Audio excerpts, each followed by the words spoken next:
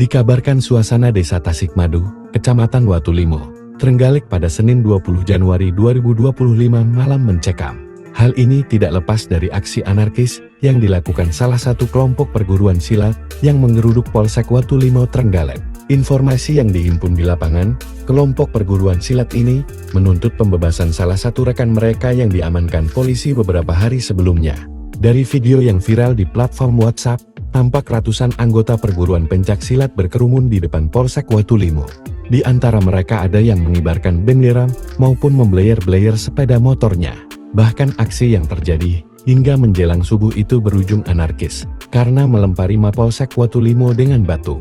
Tak ayal aksi beringas mereka membuat kaca depan dan jantung Polsek Watulimo pecah berantakan. Bahkan dari peristiwa ini membuat 3 polisi mengalami luka-luka dan harus mendapatkan perawatan. Kapolres Trenggalek AKBP Indra Ranudikarta saat dikonfirmasi membenarkan adanya peristiwa ini.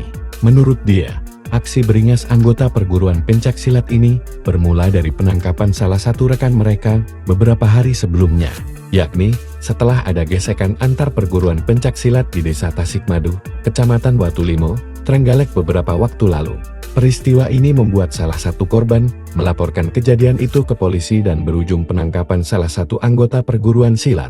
Pasca penangkapan itu, ternyata membuat rekan pesilat yang kami amankan tidak terima dan meluruh ke Mapolsek Watulimo, katanya saat ditemui di Mapolsek Watulimo.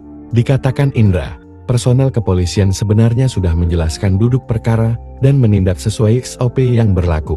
Namun penjelasan dari kepolisian tidak diindahkan dan justru berujung tindakan anarkis. Peristiwa ini masih kami tindak lanjuti, ujarnya.